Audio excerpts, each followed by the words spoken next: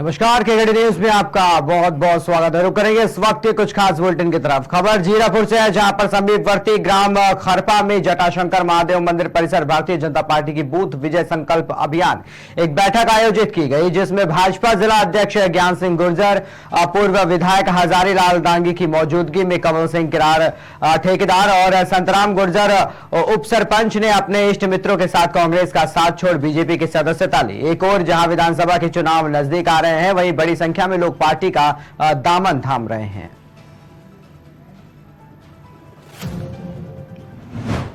खबर फर्रुखाबाद से है, जहां कायमगंज नगर पालिका परिषद से निर्दलीय प्रत्याशी शरद गंगवार को 7,657 मत मिले। वहीं बीजेपी प्रत्याशी सुभाष गुप्ता को 6,386 मत मिले। बता दें कि निर्दलीय प्रत्याशी ने बीजेपी प्रत्याशी को 1,271 मतों से हराया।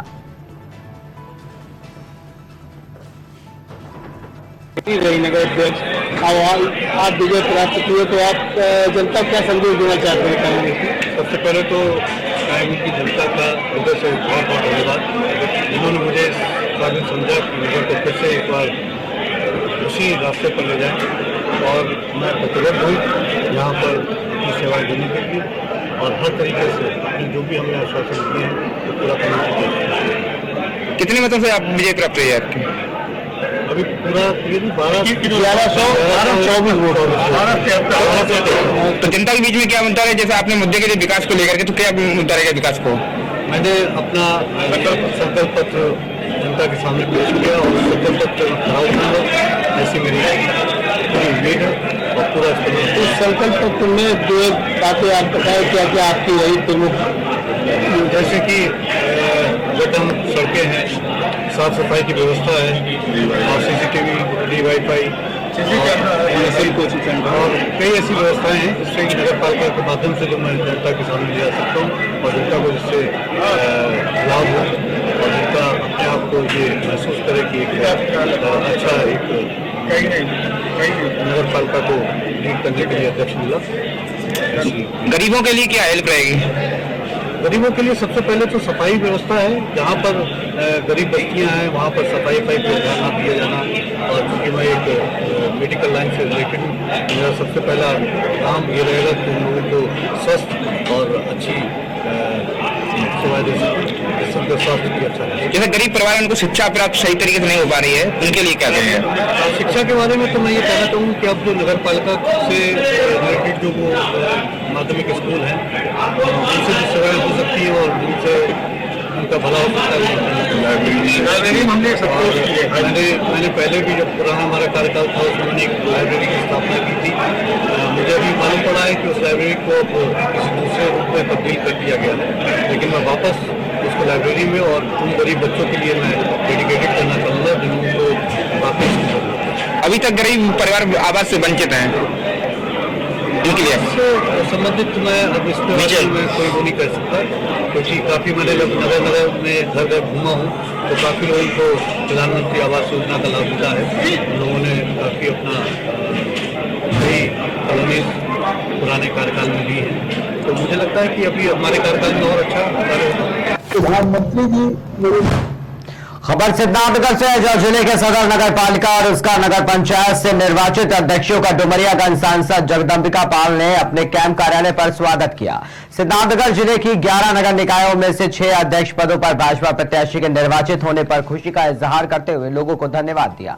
इस मौके पर सांसद कैंप कार्यालय पर नवनिर्वाचित सदर नगर पालिका अध्यक्ष गोविंद माधव और उसका नगर पंचायत मंजू जायसवाल के प्रतिनिधि और पति हेमंत जायसवाल का वहां मौजूद लोगों ने जोरदार स्वागत किया। मीडिया से बात करते हुए डुमरियागंज सांसद जगदम्बिका पाल ने कहा कि प्रधानमंत्री नरेंद्र मोदी के 9 साल पूरे होने पर अपने संसदीय क्षेत्र में प्रवास का कार्यक्रम करेंगे। 1 महीने तक चलने वाले इस कार्यक्रम के तहत हर दिन कम से कम 2 कार्यक्रमों का आयोजन डुमरियागंज संसदीय क्षेत्र के प्रत्येक ग्राम सभा में लगाया जाएगा। प्रधानमंत्री जी नरेंद्र मोदी के 9 वर्ष पूरे हुए। उस 9 वर्ष में हम 15 मई से 15 जून तक 1 महीने का प्रवास करेंगे। जो केंद्र प्रदेश की योजनाएं हैं, चाहे प्रधानमंत्री आवास हो, चाहे प्रधानमंत्री किसान सम्मान निधि हो, प्रधानमंत्री उज्ज्वला स्कीम हो, आयुष्मान भारत हो, या चाहे हमारे प्रधानमंत्री गरीब कल्याण का हो, या जिस तरह से भी हमने आत्मनिर्भर में चाहे जनधन खाते हों, इन लाभार्थियों के बीच में हम संपर्क करेंगे, उन योजनाओं के बारे में उसकी अद्यतन स्थिति को हासिल करेंगे और लगातार 15 मई से 15 जून तक 60 कार्यक्रम, एक दिन में औसत 2 कार्यक्रम, कभी 3, कभी 1, हम 30 दिन लगातार करेंगे। और इसी तरह से हमारे सभी साथी कि हम प्रधानमंत्री जी की नीतियों को, कार्यक्रमों को गांव-गांव तक ले जाएंगे। उत्तर प्रदेश सरकार के उन कार्यक्रमों को गांव-गांव तक लेके जाएंगे और जब हम गांव स्तर पे चौपाल करेंगे और यानी कि वास्तविकता की जानकारी होगी कि कहीं किन्हीं योजनाओं को भी पूरा करने में और काम करना है, योगदान करना है, तो वो भी एक फीडबैक हमें मिलेगा। शायद इस तरह का प्रयास 1 महीना लगातार सांसद अपनी लोकसभा में प्रवास पे रहेगा और जनता से निरंतर सतत संपर्क में रहेगा। ये काम कल से हम शुरू कर रहे हैं। कल हम सबसे पहले अपने लोहिया कलाभवन में 11 बजे अपने स्वयं सहायता समूह की महिलाओं को बुला रहे हैं। इसमें हमारे सब नेता भी रहेंगे और हम उनकी बातों को सुनेंगे कि आज स्वयं सहायता समूह योगी आदित्यनाथ जी, नरेंद्र मोदी जी विमेन एम्पावरमेंट में सबसे ज्यादा उनको ताकत देने का काम कर रहे हैं, चाहे मनरेगा के मतलब मेट के काम के रूप में हो या समूह सखी के रूप में हो या डीसी सखी की बात हो या कहीं राशन की दुकान निरस्त होती तो उसको चलाने की जिम्मेदारी स्वयं सहायता समूह या कम्युनिटी टॉयलेट हो। इस तरह से उनको कैसे गांव की महिलाओं को गांव में ही हम आर्थिक रूप से स्वावलंबी बना सकें, तो ये कार्यक्रम की कल से शुरुआत होगी और लगातार 15 जून तक कार्यक्रम चलेगा। सर, कर्नाटक में क्या कमी रह गई? वहाँ की जनता ने भारतीय जनता पार्टी को मत दी। कर्नाटक में जो परिणाम आया है, कल हमारे नेतृत्व ने कहा है कि हम उस परिणाम की समीक्षा करेंगे और उस समीक्षा में उन कारणों को कि कहाँ क्या कमियां रह गई हैं उसको हम उस पर विशेष रेट। खबर बेतिया से जब सदर डीएसपी महताब आलम और थाना अध्यक्ष अभय कुमार के नेतृत्व में थाना क्षेत्र के चौखटिया नई डी वार्ड नंबर 11 में छापेमारी की गई। बता दें, मारपीट के मामले में धारा 307 का 4 अभियुक्त को गिरफ्तार कर मेडिकल जांच उपरांत जेल भेज दिया गया। वहीं बवरवा बाबूटोला वार्ड नंबर 14 निवासी स्वर्गीय रामचंद्र यादव के पुत्र विजय यादव को शराब के नशे में गिरफ्तार कर मेडिकल जांच उपरांत जेल भेजा गया। कल विशेष रेड छापेमारी के दौरान धारा 307 के 4 अभियुक्तों को तथा एक उत्पाद से संबंधित अभियुक्त को कुल 5 व्यक्तियों को गिरफ्तार कर न्यायिक हिरासत में। देखिए, सरकार द्वारा खबर बेतिया से है, जहां मझौलिया पंचायत के मुखिया सत्य प्रकाश ने स्वच्छता के प्रति लोगों में जागरूकता पैदा करने के लिए लोहिया स्वच्छता अभियान के तहत वार्ड सदस्यों के साथ स्वच्छ जागरूकता साइकिल रैली निकाली। स्वच्छता जागरूकता साइकिल रैली पंचायत के सभी वार्डों में जाकर मुखिया ने स्वच्छता के महत्व को बताते हुए कहा कि स्वच्छता के बिना स्वास्थ्य समाज की कल्पना नहीं की जा सकती है। उन्होंने कहा कि यह अभियान तभी सफल होगा जब समाज के लोग जागरूक होंगे, क्योंकि स्वच्छता अभियान का सपना हमारे राष्ट्रपिता महात्मा गांधी ने देखा था। देखिए, सरकार द्वारा हर एक पंचायत में स्वच्छ लोहिया के तहत हर एक वार्ड को साफ सुथरा रखने में घर डोर टू डोर डस्टबिन का वितरण कराई है और मानव बल का भी चयन हुआ है।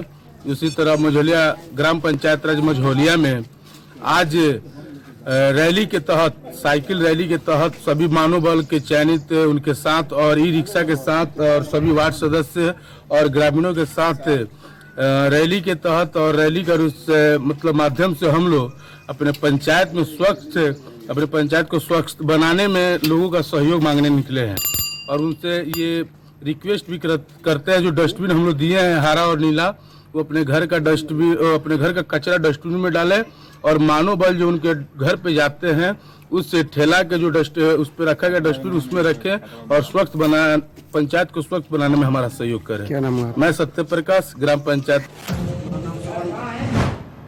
खबर बांदा से, जहां एक तेज रफ्तार कार ने बाइक सवार एक व्यक्ति को सामने से जोरदार टक्कर मार दी, जिसमें बाइक सवार गंभीर रूप से घायल हो गया। स्थानीय लोगों ने पुलिस की मदद से आनन फानन में बाइक सवार को बांदा जिला अस्पताल पहुंचाया, जहां डॉक्टरों ने देखते ही मृत घोषित कर दिया। घटना के बाद से परिजनों में कोहराम मचा हुआ है। आपको बता दें, पूरा मामला बांदा जनपद के कोतवाली देहात क्षेत्र के गुरे गांव से सामने आया है। पुलिस ने मृतक के शव को कब्जे में लेकर पोस्टमार्टम के लिए भेज दिया है। जानकारी के मुताबिक घटना करने वाली कार घटना के बाद मौके से फरार हो गई। हाँ सुबंध कहाँ के रहने वाले हो भैया? तिवरिया ददरिया। थाना क्या लगता है? बांदा लगता है। कहाँ जा रहे थे, ये क्या करते हैं? हाँ दूध बेचते हैं। तो ये कहाँ से कहाँ जा रहे थे? ये बांदा से ददरिया जा रहे थे। कहाँ पर ये सड़क हादसा हुआ है? हाँ गुरहेव के पास। कैसे हुआ, किस गाड़ी से मारा? 4 पहिए वाले में। ये कहे में थे? हाँ ये लोग बाइक में थे। तो क्या नाम क्या है इनका? राम आश्रय नाम है। उम्र कितनी होगी इनकी लगभग? उम्र नहीं पता। राम आश्रय नाम है इनका। डॉक्टर साहब, पुलिस के द्वारा एक व्यक्ति को लाया गया है, क्या था पूरा मामला, क्या जानकारी मिली? अभी एक प्रथम में एक पेशेंट को लाया गया है, जिसका कि नाम रामाश्रय था और ददरिया कोतवाली देहात का रहने वाला है। इसके ऊपर करीब 50 साल बताई जा रही है। प्राप्त जानकारी के अनुसार ये अपनी गाड़ी से कहीं जा रहा था, किसी वाहन ने इसको टक्कर मार दी, इसकी मौके पर ही मृत्यु हो गई। इसको यहाँ पे जिला अस्पताल में बांदा लाया गया है। पीएम के लिए इसको बॉडी मामला लखीमपुर खीरी के थाना उचौरिया से सामने आया, जहां कस्बे में थाने से चंद कदमों की दूरी पर नेशनल हाईवे किनारे बने 2 मकानों को चोरों ने अपना निशाना बना लिया और नकदी सहित जेवर भी चुरा ले गए। इससे साफ जाहिर होता है कि उचौरिया पुलिस कितनी गश्त करती है। फिर चोरों ने दूसरे मकान को निशाना बनाया, जहां हरिराम पुत्र छोटे के मकान में घुसकर चोरों ने अलमारी में रखे जेवर और नकदी पर हाथ साफ कर दिया। थाने से चंद कदमों की दूरी पर चोरी होना पुलिस सुरक्षा और गश्त पर सवाल उठाना लाजमी है। कैसा माल गया चोरी में आपका? अरे भैया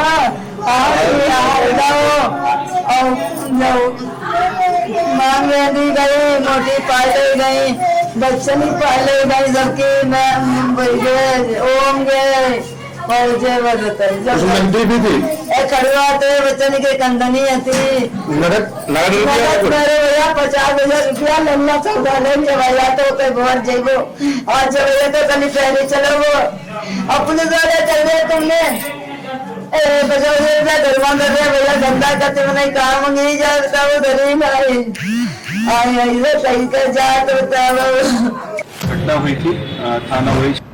खबर जालौन से है, जहां पिकेट ड्यूटी पर तैनात पुलिसकर्मी की हत्या कर मौके से भागे हत्यारे बदमाश और उसके साथियों के साथ पुलिस की मुठभेड़ हो गई।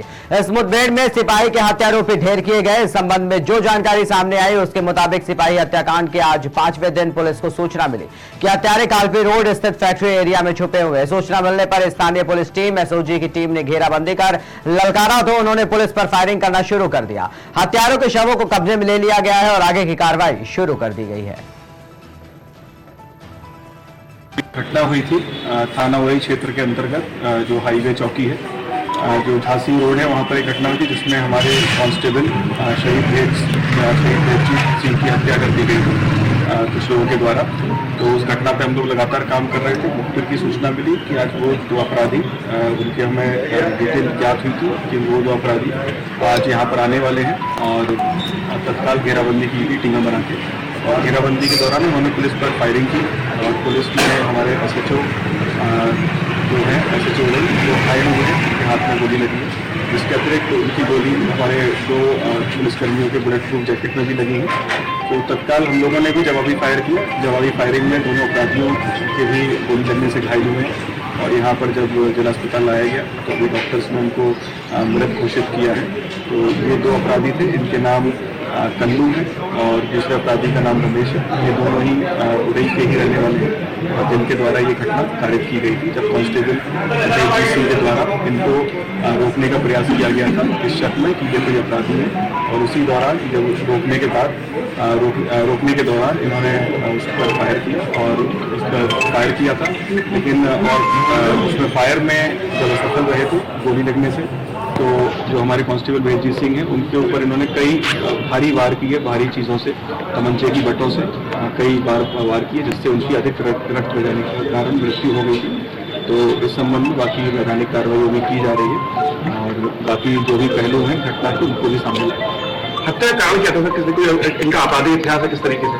अभी उसकी जानकारी की जा रही है। हत्या का कारण यही था कि ये आपराधिक किस्म के लोग हैं और कई घटनाओं में यहाँ पर इन्वॉल्व रहते थे और कांस्टेबल भेदजीत सिंह के द्वारा जब इनको रोकने का प्रयास किया गया इस शक में कि ये कोई घटना कारित करने जा रहे हैं, उसी दौरान इनके द्वारा ये घटना की गई थी जिसमें कांस्टेबल ब्रिजेश सिंह की मृत्यु हुई। जी, इस संबंध में अभी हमारे पास जो जानकारी आई उसके मुताबिक 2 बदमाशों के साथ मुठभेड़ हुई है। दरअसल बुधवार के दिन यानी आज से 5 दिन पहले पुलिस पिकेट ड्यूटी पर तैनात सिपाही भेदजीत सिंह फौजी की गोली मारकर हत्या कर दी थी और उस संबंध में जो हत्यारे थे वो मौके से फरार हो गए थे। हालांकि इसको लेकर पुलिस और प्रशासनिक अमले ने डेरा डाला हुआ था, यानी कि एडीए कानपुर जोन आलोक सिंह और डीआईजी झांसी जोगेंद्र सिंह सहित कई जो है डॉग स्क्वाड और बम निरोधक दस्ते तक ने जो है यहाँ पर दस्तक दी थी और मामले की जांच में जुटी हुई थी। तो अभी कुछ देर पहले फैक्ट्री एरिया क्षेत्र में उरी कोतवाली क्षेत्र के फैक्ट्री एरिया क्षेत्र में बदमाशों के साथ मुठभेड़ हुई है। इस मुठभेड़ में 2 बदमाश यानी 2 हत्यारे जो बदमाश थे वो ढेर किए गए हैं। चूंकि आज मुखबिर की सूचना पर मिली कि जैसी फैक्ट्री एरिया के पास में 2 बदमाश हैं जो भेदजीत सिंह की हत्या से संबंधित हैं और वो कहीं भागने की फिराक में। सूचना मिलने पर मुखबिर की सूचना जैसी मिली तो स्थानीय पुलिस एसओजी टीम और सर्विलांस टीम की जो है टुकड़ी ने वहां डेरा डाला है और बदमाशों को ललकारा है। जैसी बदमाशों को ललकारा तो बदमाशों ने जवाबी फायरिंग शुरू कर दी। फायरिंग में जो एक इंस्पेक्टर है उसके हाथ में गोली लगी है और 2 सिपाहियों के भी गोली लगी, लेकिन हालांकि वो बुलेट प्रूफ जैकेट पहने थे तो गोली जाके बुलेट प्रूफ जैकेट में लगी है और जवाबी फायरिंग में दोनों के दोनों बदमाश ढेर कर दिए गए हैं। इस संबंध में पुलिस अधीक्षक जालौन डॉक्टर इराज राजा ने हमसे जानकारी साझा की। उसके मुताबिक दोनों के दोनों हत्यारे उरई के ही रहने वाले हैं और उरई नगर क्षेत्र में से जब ये सुबह कोई किसी वारदात को अंजाम देने जा रहे थे तो भेदजीत सिंह ने इनको रोका था। रोकने के बाद जब इन्होंने भेदजीत सिंह पर फायरिंग किया था तो फायरिंग में एक गोली लगी थी, लेकिन उसके बाद फिर इन्होंने जो है भेदजीत सिंह के ऊपर या तो उनके पास तमंचा रहा होगा या कोई नुकीली वस्तु रही होगी जिससे उन्होंने बार बार उसके सिर पर प्रहार किया था और उसकी दर्दनाक मौत हो गई थी। फिलहाल आज 5वें दिन ही सही, लेकिन पुलिस ने दोनों के दोनों हत्यारों को एनकाउंटर में ढेर कर दिया है। दोनों को सबों को कब्जे में ले लिया गया और आगे की विधिक कार्रवाई शुरू कर दी गई है। घटना हुई थी हापुड़ के गढ़ कोतवाली क्षेत्र के गांव शाहपुर चौधरी का एक मामला सामने आया है, जहां बोलते जंतुओं के साथ गढ़ क्षेत्र में बड़ा अपराध सामने आया है। संदिग्ध हालात में दर्जनों बंदरों की मौत का मामला उजागर हुआ है। बंदरों को गोद में जहर देकर मारने की आशंका जताई जा रही है, जिसके बाद हापुड़ अफसरशाही में हड़कंप मचा हुआ है।